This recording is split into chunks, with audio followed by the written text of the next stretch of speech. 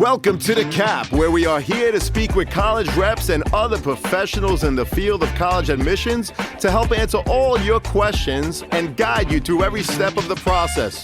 So if you're serious about college admissions, you've come to the right place. Are you ready? Let's talk about it. And now, here's your host, Dr. John Durante. Welcome to The Cap, the College Admissions Process Podcast. I am your host, John Durante, and I am here to introduce you to college admissions representatives and other professionals in the field of college admissions. Our purpose is to serve you, the students and parents, so that you may gain insight straight from the people who ultimately make the decisions.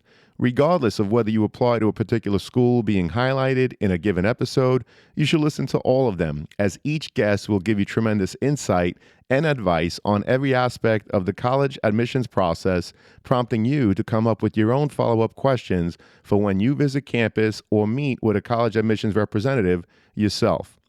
Don't forget to visit our website, www.collegeadmissionstalk.com, or the show notes of each episode to access the alphabetical list of all the colleges available with the related audio link to the right of each school.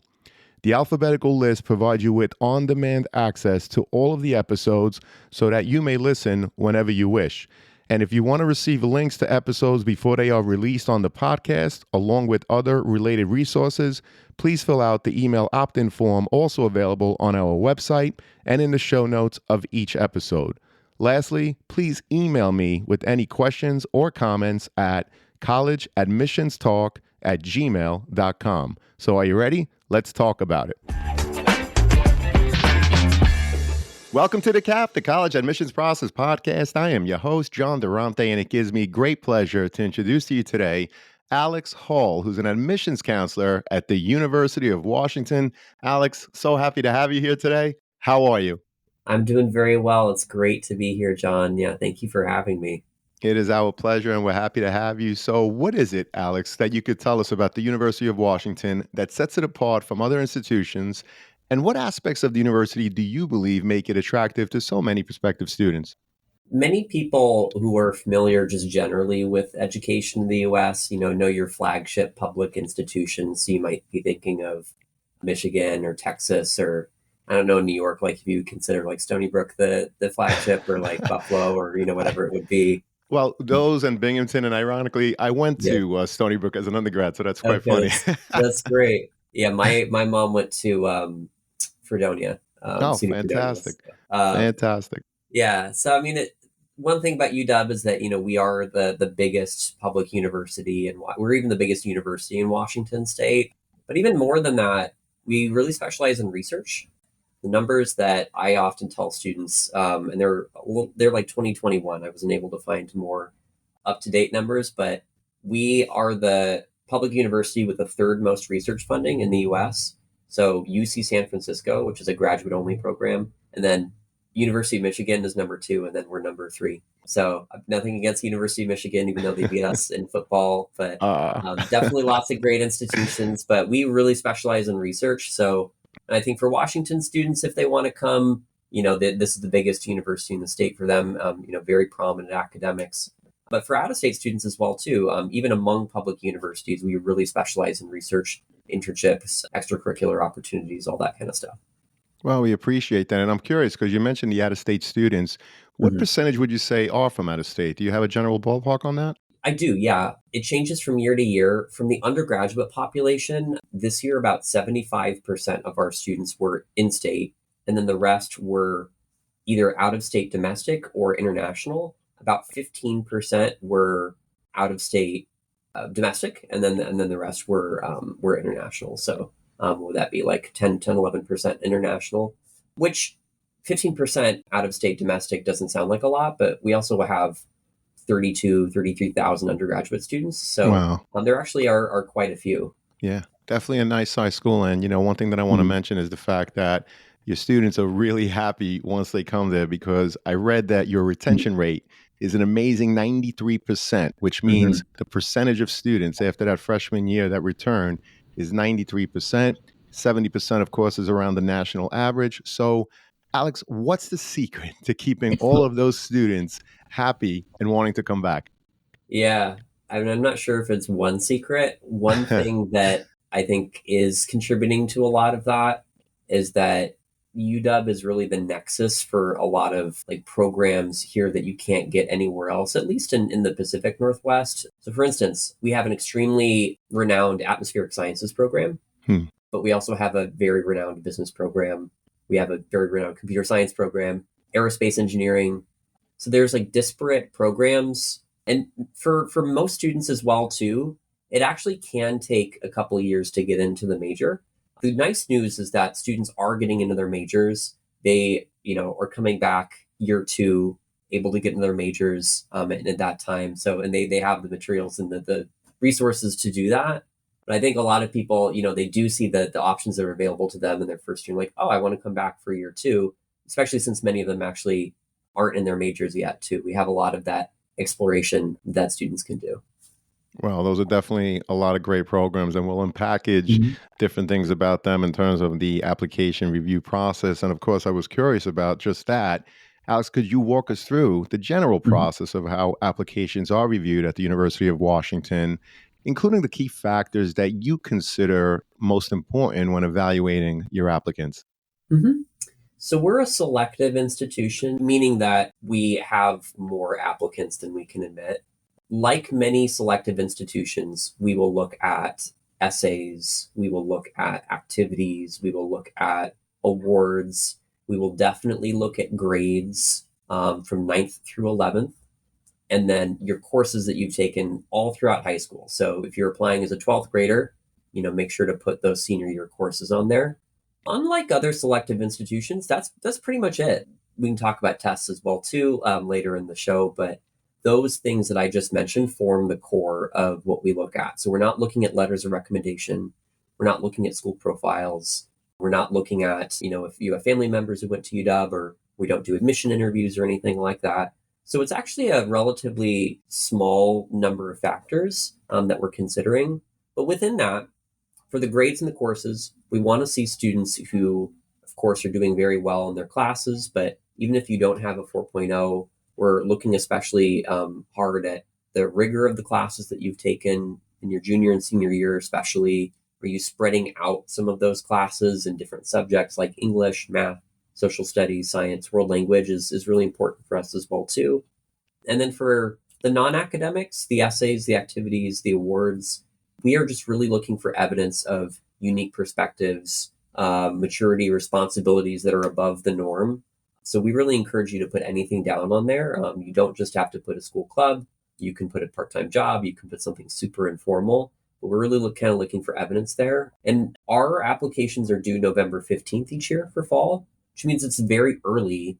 It also means, too, that many students don't have their senior year grades by that point, even for first quarter, first semester. So we actually aren't looking at senior year grades at all in the process. But we do want you to talk about the classes that you're taking that year, because we're going to consider all of those too.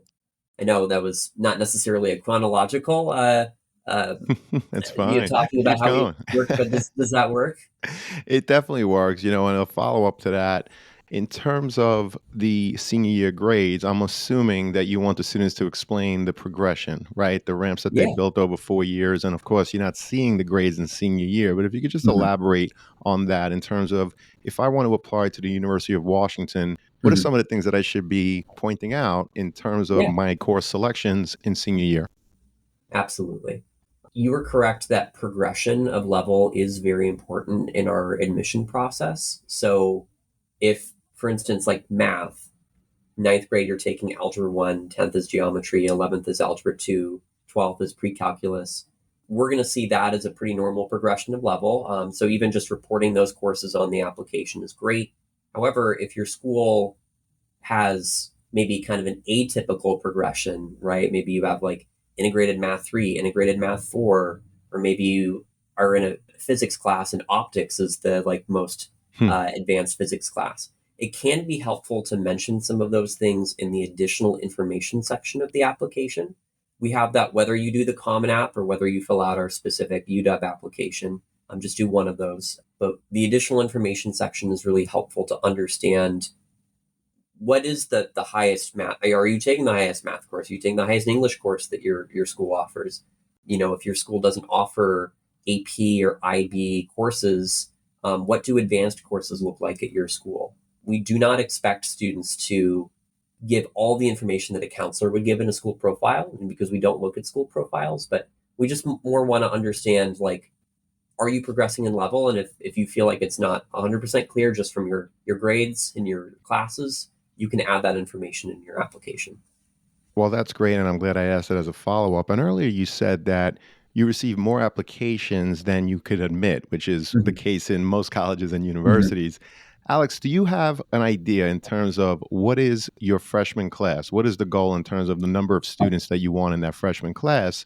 And more Mhm. importantly, how many overall applications, ballpark, do you receive? Yeah. I can give you some rough numbers for this year and for last year too. Sure. So each year we try to enroll a class of about 7,000. So about 7,000 to 7,100 students. We admit more students than we enroll. So I think a common misconception, and I actually just saw it in our UW newspaper too, is that we Hmm. only admit 7,000 students. That's not true. We're admitting more students than we would enroll because not everybody chooses to come here. This year, we received about 70,000 applications, Wow. which, for context, 4 years ago, we received about 45,000 applications. Wow. So our applications are definitely growing for sure. Sure. The year 2023, for fall 2023, excuse me, we received about 63,000 applications. So we had about a 20% application increase 2 years ago. And then this past year, it was about a 10% application increase on top of that. So we're definitely getting a lot of applications. Our entering class, the numbers are remaining very similar, 7,000, 7,100. Yeah, I mean, in terms of the students we're admitting, although we have become more selective over, the past decade or so, we still are admitting thousands and thousands of students, definitely more than 7,000. Well, I appreciate that insight in terms of those numbers because I want the students and their parents to hear it. Your goal is to admit a class, as you said, of approximately 7,000 to 7,100. Mhm. And in the last rotation here, you received 70,000 applications. Mhm. So, I just want students to hear that because in the event that you're not admitted, you're getting 70,000 applications for only 7,000 seats. So Mhm. obviously, not everyone can be admitted. And just Mhm. as a quick follow up, do you know your yield? In other words, the number of students that actually attend who were accepted. Yeah. Again, it is ballpark because Hmm. it changes from year to year. Sure. We are looking at Washington students and out of Washington students separately. We're considering them separately in the admissions process. So we look at those kinds of, like, who comes to UW. We look at those numbers separately. In a normal year, you can expect that most Washington students would come to UW who are admitted. Not the majority of out of state students who are admitted would come to UW because they have a lot of other choices too. Sure. Well, that's great. I appreciate that insight. And earlier you mentioned so many different programs: Hmm. atmospheric sciences, Hmm. business, comp sci, Hmm. aerospace engineering. Hmm. So, Alex, does the application review process differ if applying to one of these majors? In other words, if I'm Hmm. applying to, I don't know, School of Nursing, are there Hmm. any additional materials that I would need to submit specific to that program? There are no additional materials that anyone needs to submit depending on the program. Um, we do consider major as a factor, however, it's not going to be the primary factor. So if we have these conversations with some of the students we don't accept all the time, and they might say something like, well, if I had just put another major, would I have been accepted? And usually the answer is, it would not have made that material of a difference. Hmm. But it is something that we are considering. So, for instance, computer science, and I'm gonna give you a very shocking number. This is on the computer science school's website, so this is public knowledge. Computer science in state, only 25% of the students who put computer science as their first choice get into the program as a first year student. Out of state, only 2% do. Wow. Um, that's not to say that we have a 2% admit rate for students who put computer science. It's just to say only 2% of them end up getting into the program, like, right off of the application. So for a program like computer science, programs like engineering, some of our most popular ones that do have that direct admission pathway, yeah, I mean, majors definitely a factor there, but we're not going to be requiring any additional materials. students do not need to take computer science classes if they're interested in like putting computer science as their first choice. It's Hmm. not going to increase their chances. Same thing with business, same thing with nursing. They don't have to take specific courses in those subjects. We've really, for everybody, we're just looking for, especially math, English, social studies, science, world language. Those are the top 5 academic core courses we would like to see. Well, I appreciate you saying that, and I would imagine that you're trying to level the playing field, which is why you're looking at the core, because Mhm. those core courses that you mentioned are offered essentially in every single high school, Correct. whereas you might not have a plethora, if you will, of business courses in a Mhm. particular high school, whereas someone else's might have, all of the business courses and more that you can imagine. Would that be Correct. accurate, Alex? Yeah, it would be accurate. I mean, we understand that we're getting a lot of applications from Hmm. a lot of different places. And as well, too, like, if your school offers linear algebra, multivariable calculus, Mhm. that's great. And we will consider that. But it's not to say that, if you only have pre-calculus that you can't be admitted to even, like an engineering major or something like that, or a STEM major. Right. So yeah, we like to see progression of level. We like to see rigorous courses from what your school offers. It does not need to be the most advanced course offered in the United States in order to be admitted to UW. I appreciate that. And you did a nice job earlier talking about the increase in applications. And of course, in the last round, you had over 70,000 applications, which is Mhm. unbelievable.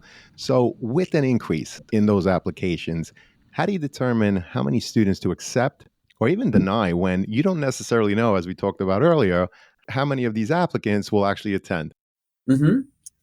The past 2 years have been interesting because, as I said before, we received again a 20% increase and then a 10% increase on top of that the next year. So, we are getting a lot more applications than we ever have before. So it is uncharted territory in some ways. We will never know exactly how many students are going to accept. Um, Still, I mean, we know roughly in the past how many Washington students have accepted, how many out of state students have accepted, and we tend to base our predictions on that. That being said, the wait list is also a very important part of that process. At many other institutions, including ours, nobody is going to be able to 100% predict like how many students are going to enroll and get it absolutely perfect, hit right on 7,000 or whatever their goal is.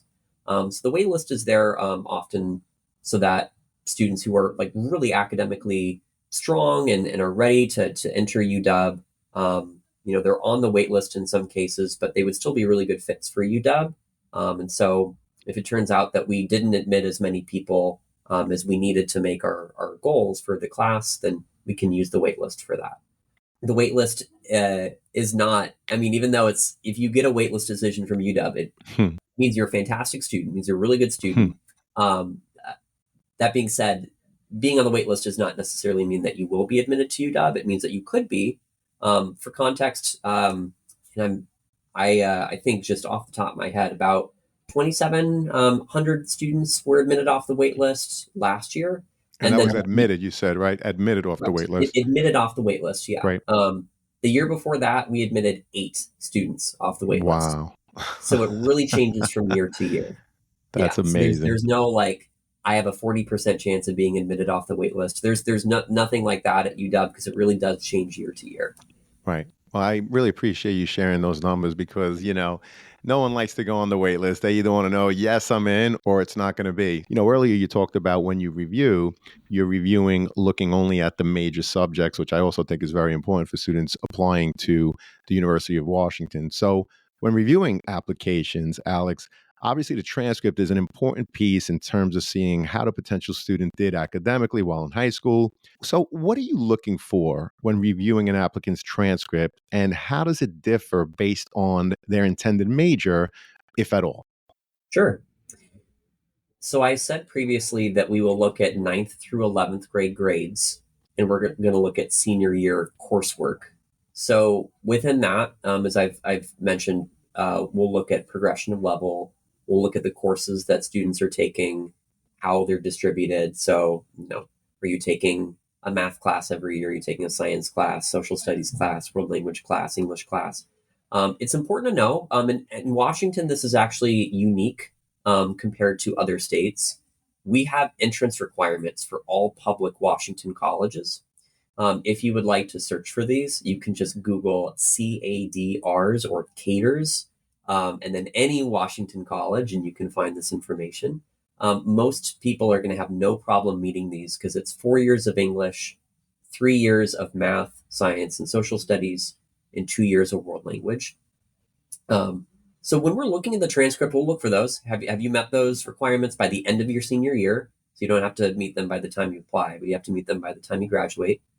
But if you go above and beyond those, if you take an extra year of math, you take 4 years of math, or you take 4 years of science, that's also something that we'll consider. Additionally, we'll look at grade trends too. So the class of students that was applying this year for fall 2024, I think it was the last class of students when they were going into high school. They were in kind of like peak pandemic in ninth grade. A lot of schools were virtual at that point. So it kind of makes sense that maybe ninth grade grades don't look the same as 10th grade or 11th grade. Right. So if we're seeing rises in grades, that's something we would positively consider as well too. Similarly to drops in grades as well. We're looking, there are drops in grades. Is that student dropping, like getting a lower grade in like Algebra 1, or is it AP Calculus BC? Because those are different as well too. Right. Yeah, it's all within the context of the course and how you're doing. And I appreciate in terms of what you're looking for, it's 4 years of English, 3 years of each math, science, and social studies, and 2 years of world language. And Correct. again, you mentioned if you go above and beyond that, obviously that's something that you'll take into consideration. Now, I know that you receive applications from thousands of high schools, right, throughout the country and beyond, as we discussed. When reviewing applications from so many different schools, how do you take into account when one school offers all of the AP or advanced classes you can imagine, while others may only offer a small fraction of that? So, how does the application review process vary for students from these very different high schools? Yeah. I think you had asked a very like prescient point about this a few minutes ago about how there are some schools that just offer a ton of things that like a lot of business classes or like computer science classes that other schools might not offer. But it's really those core classes, even though they're not the only things we look at, they are the primary things that we look at. And these are classes that pretty much any high school in the US is going to at least offer in some case. So for some schools, they could offer multivariable calculus, linear algebra, they could offer AP Physics C, AP Physics 2. Maybe other schools don't offer those. Those advanced classes, we definitely are considering them. So, I don't want anybody to take away the message that if you take multivariable calculus in high school, that it's not going to count. We definitely will consider that. But as I also said before, even for a lot of our most competitive majors, or at least if you put that as your first choice, a student who has 4 years of progression in each subject, but is not taking like AP Calculus BC or like AP Physics C or post AP Physics, that can still be an admitted student. So we like to see students cap out in their senior years at some of the most rigorous courses that are offered. We're not tracking if it is the most rigorous course that your school offers. But as I said, the additional information section in the application can be a great place to say, hey, my school doesn't offer AP Calculus BC. We only have AP Calc AB, or here it's called just AP Calculus. This is the highest math my school offers. And that is something that, if a student only has access to that, they still absolutely could be admitted, even if they put a lot of our STEM majors. Similarly, too, we don't look at school profiles. So if there are pieces of information that you as a student feel are important to add, for instance, my school only lets me take 4 AP classes a year, or we usually offer IB Math HL analysis, but we didn't offer it this year. That's absolutely appropriate to put in the additional information section. It's typically not going to be something that's going to make or break an application, but it is helpful context, especially since we don't consider school profiles. Yeah, and I appreciate you mentioning that you don't consider school profiles. So I guess it's very important the letter that the school counselor provides. You do accept one of those? We don't look at any letters that the counselor provides either. Yeah, Interesting. we're very limited in terms of the information that we provide, which I know can put a lot of onus on the student. So Hmm. there are some negatives about that for sure, but the positives are that the student can determine like what's relevant to them, what should we know, and absolutely can talk about that in the application.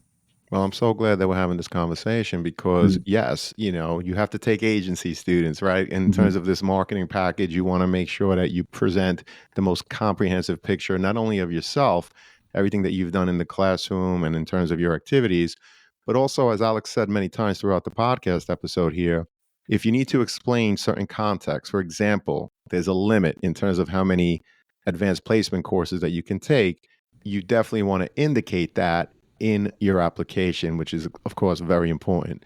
Alex, what about your philosophy, or I should say, the University of Washington's philosophy regarding standardized testing? Mhm. We are test optional, but I'm sure, John, you've talked to many, many different college representatives, and many of them are working for test optional universities. And what that actually means might be completely different depending on the person you talk to. We are pretty close to what a lot of the like California public universities are, where Hmm. even if you submit a test score, we rarely consider it. And I know like the UCs and the CSUs, at least of recording this, to my knowledge, don't consider it at all. Yeah, they're test Um, free. They don't consider it all. exactly. You're 100% Yeah. right. We're close to that. We're not all the way there. So definitely if students submit test scores, it's never going to hurt their application. There's a space to do it on the application. So you don't even need to send official test scores unless you want to show us scores that were taken after the application deadline. So from November 15th through December 31st is when you can send us official test scores if you like. But we rarely consider them. The times where it does help is if you score a very high test score, and you were right on the bubble between like a wait list or a deny or like an admit or a wait list. That could be one factor that we would use to Hmm. admit that student or waitlist that student, as Right. opposed to deny them. This does not happen very often. On our website, it says that we typically pay special attention to the scores that are above the middle 50% that are submitted. So that could change from year to year because we do actually have a lot of students submitting their test scores. In most cases, it makes no impact. In the past, typically a 1400 or above on the SAT or 31 or above on the ACT could be in that measurable range. Hmm. But even if you have a 1400 on the SAT and you submit it, most cases we're not going to even consider it. We are more interested in your grades and your coursework academically than we are the SAT or the ACT. Well, I appreciate that. And I think I know the answer, but what about for some of your more competitive majors, for example, engineering? Mhm. Do you have to submit test scores if you're applying to that major specifically? You do not have to submit test scores Right. to any major. In fact, we are actually the ones who are making the decisions on who gets directly admitted to, our programs. The programs themselves, so computer science could say we can take X amount of students this year to go directly into the program, but we're the ones who are reviewing the applications in our office. So computer science professor is not going to require that students have a 1600 on the SAT in order to be in Hmm. that program, anything like that. Yeah, so that's not a factor. That's not any different. The only time that we actually do require test scores are when you are a homeschooled applicant and you have a year or fewer of graded coursework. So if you have less Understood. than a year's worth of graded coursework, we are going to require that SAT or ACT. Otherwise, it's not required in most cases, not considered, no matter the major you put down. Well, I'm glad you brought that up because I've been getting more and more emails actually from Mhm. parents and students who are homeschooled. So, again, Mhm. thank you for bringing that up. And Yeah. some schools report being test flexible. In other words, if you had the advantage of taking an AP course or courses in 11th grade and you have your advanced placement score, they say that, they accept that because their policies are that they're test flexible. How about at the University of Washington? Would that ever come into play where students could actually submit an AP score, for example? No, AP scores aren't considered in the process at all. So unlike SATs, ACTs, where maybe we could consider them, no AP scores are considered in the admissions process. For coming to UW, like if you come to UW and you have an AP, like a lot of AP tests that you've taken, that's great. You can transfer many of those to UW. Same with IB. Just for the admissions process, it has no effect. Understood. I appreciate that clarification. And what support does the University of Washington offer its students to ensure that they continue to be successful once they're on your campus? And Alex, I asked this question not only for the students who may have had an IEP or a 504 plan, but for all of your students in general.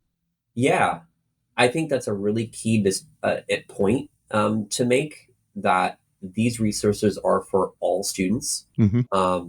So there were a couple that came to mind when you asked that question. Disability resources for students, or DRS. And then there's academic support. Academic support takes a variety of factors and shapes and forms at campus, but often students are using that for, it's called CLUE, is the CLUE, is the tutoring center for a lot of our kind of like intro, like calculus and physics, mechanics, and general chemistry, biology, like a lot of those classes. These resources are open to all students. You do not need to have a 504 and an IEP to work with disability resources for students. You do not need to be failing your general chemistry class to go to CLUE. Same thing with the writing center. And then our libraries, many departments offer tutoring and other sessions as well too. So I worked, before I went to the University of Washington, at the previous university that I was a grad student at. I worked in the writing center, and it was such a rewarding experience because you would get people coming in with their PhD dissertations on computer science, like working on like natural language processing, and we would look at that. Then you'd also get a first year student who was in a like composition class, and we would look at that. It's helpful to everybody. And yeah, I have no stipulations about who uses that. I encourage people to do so. For disability resources for students, that one is definitely more if you're looking for like accommodations in certain classes. So if you have an IEP or a 504, it can be good to bring that as sort of a foundational document to help make those decisions. But even if you don't have one of those, again, you can reach out to DRS. I would just recommend doing so if you're admitted to UW as soon as possible, because it can take some time to work through that, kind of all the processes and procedures and things like that. Well, that's great. And I always put the Office of Undergraduate Admissions in the show notes. Alex, if you have any other links, the DRS program or anything else, provide them to me. And of course, we'll make them available in the show notes to the students and their parents. What about aspiring student athletes, right? I mean, who doesn't like sports, right, Alex? I mean, how does the application process differ for them? And do you have any advice for prospective student athletes? Yeah, this is an interesting question to ask at this moment in history, because UW was in the national like football title game, for college against Michigan. And I wonder, if a lot of people kind of heard about UW that way. But UW has many other sports as well too, besides football. We are an NCAA D1 Division I school. We offer men's and women's sports and a variety of things. We're also known for rowing. So there was that movie, The Boys in the Boat. It was about the UW rowing team. Awesome. Yeah, so definitely we have a lot of different sports. You can actually go, and I'm happy to provide this as a link. You can go on gohuskies.com. So that's Go Huskies, gohuskies.com, and see all of our NCAA teams. If people are wondering about the recruiting process, sometimes coaches will visit schools and, you'll know about you from camps and things like that. But oftentimes people will just reach out to the coaches directly. On most of the pages on gohuskies.com, there is a recruit questionnaire or some kind of recruiting portal. So that's one way to get the conversation started. You can give your numbers and measurements and things like that. And, they can get that in their database. if somebody is a recruited athlete at UW, the application process is the same, but the application timeline might be different. For Hmm. instance, if coach has reached out to somebody in a particular sport and they need to come in for like winter quarter or something like that. So there could be, depending on the sport, depending on the student, it could be a different timeline, but it's always the same process. It always comes from through the Office of Admission. If you have questions about the particular recruiting process, I think the coach is the best resource for that. But if you have questions about like how do I apply to UW as a recruited athlete, we are the best ones to answer that because it's going to be our application that you would fill out. Well, I appreciate that. And I always remind students to check the NCAA website as well for the most up to date rules in terms of recruitment. And so, Alex, this has been an awesome conversation. I think we covered a lot, but I am curious, is there a question I didn't ask today or a topic that I simply didn't bring up that you'd like to share with us now? I actually would like to talk about something we discussed way at the beginning, Hmm. which Sure. is the timeline to get into majors at UW. Uh, Okay. this might seem like kind of a niche topic, but it is actually a very important part of the process here at UW.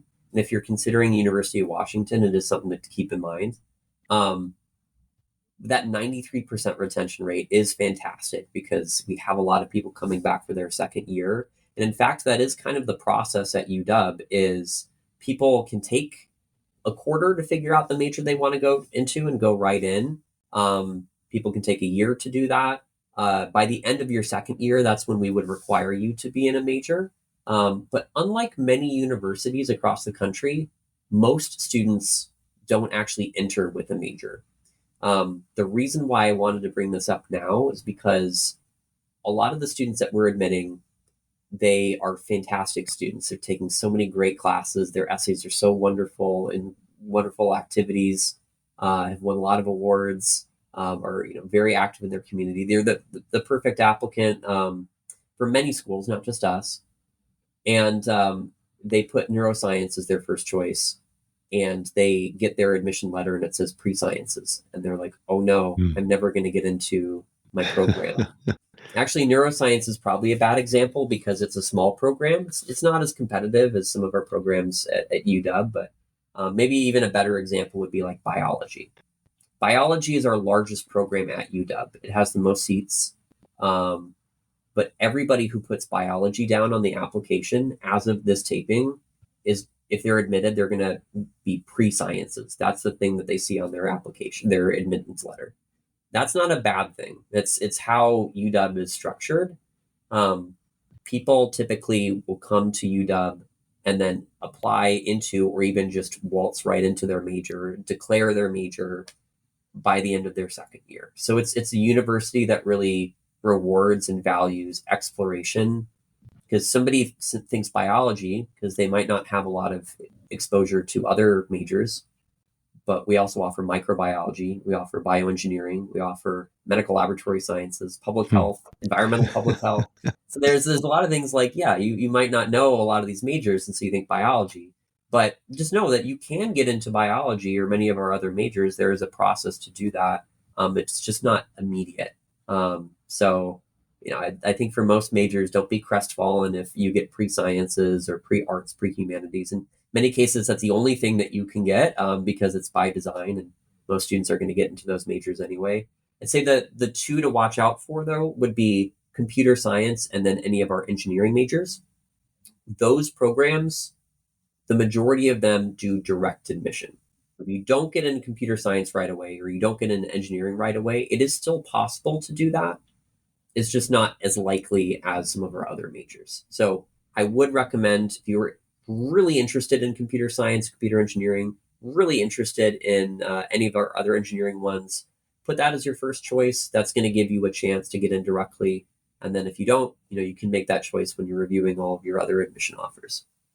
Well, I appreciate you talking about your direct admit programs, but also explaining, for example, if a student wants to be a biology major, they may be accepted as as you put it, a pre-science major, right? And that's Mhm. because I'm assuming that first year, as you mentioned, is the exploratory period. We know that a lot of students change their majors.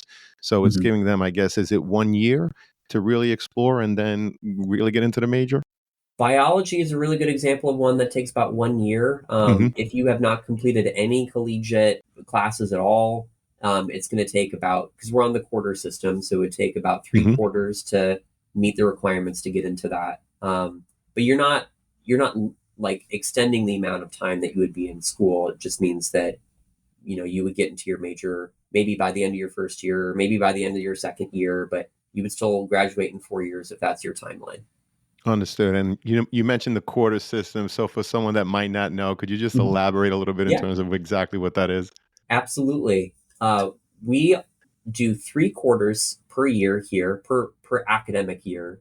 So fall, winter, and spring. Typically, in our quarter system, you would take 3 classes per quarter, and that would be 5 credits typically per class. So taking about 45 credits a year. If you are coming from a semester school, you might take 4, maybe even 5 classes a semester. So the benefit of going to a quarter school is that you're taking fewer classes at a time. They are accelerated.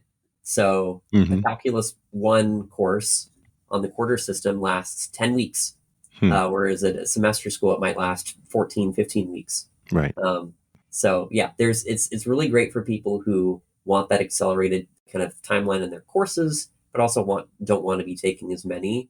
And then one really great thing about it is that spring quarter ends early June.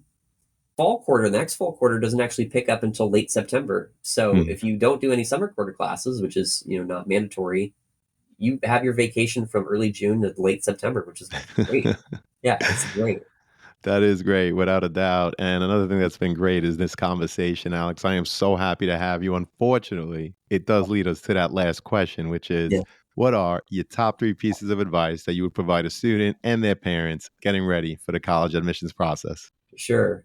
I'm gonna give in those three some pieces of advice that apply to UW and some that apply to everybody. So the Great. one that I would say applies to UW the most, look at all of the majors that we have before submitting your application.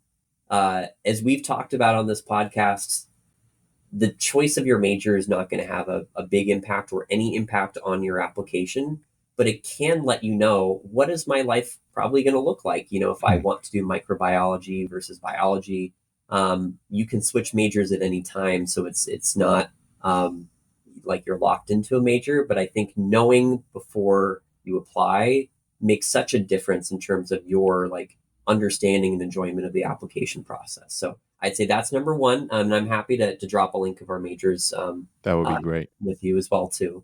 Um, the other two things, number two, this is for us, but also speaking as an admissions counselor who's worked at other universities. Um, when you are writing your essays, focus on evidence. You can use that kind of thing that you've heard in creative writing classes: show, don't tell. So we're asking you to tell us a story, but we want you to show us basically evidence of leadership, passion, perseverance, care for others. Not all of those things, but I mean, if you have one of those things or even something else, some other unique experience, show us. So, for instance, you can show us a story of when you lived in a cabin in the woods for 10 years with no running water. Take us there, as opposed to saying, Sure. I have overcome adversity or I have a Hmm. unique experience. So we want to be there with you. That's really going to help admission readers. And then finally, the last piece of advice that I would give is, I mean, it's inherently going to be a stressful process. I think, especially if you're applying to a lot of different schools, but I mean, see it as an opportunity to get to know some of these schools a little bit. Just know that even though you might have one dream school or a couple dream schools, there might be schools that you discover that really surprise you in many ways too. Kind of that point that I made that people interested in biology might not know that some schools offer medical laboratory sciences and Hmm. things like that. So um, the application process is going to be stressful. Hopefully I'm here to make it as stress free as possible, and so are your counselors. But after you submit your applications, I mean, take some time to get to know the universities a little bit. Go on the websites. If you get a chance to visit, go ahead and do it. And I think hopefully that should give you more information that can can arm you, when you get your decisions back, and then you can just sit back and look at the different admission offers that you're getting and financial aid that you're getting. And so you don't feel like you have to make that snap decision because you've already done a lot of the work. Well, these have been awesome pieces of advice and a tremendous conversation, Alex. I can't thank you enough. I do hope to have you again because I'm so happy as I know that this conversation is going to help so many students and their parents as they navigate through the process. Take care, Alex. You were awesome. Thank you, John. Thank you so much for the platform. I hope you have a good rest of your day. You too. This was great. And to everyone out there, good luck as you navigate the college process. Take care, everyone, and best wishes.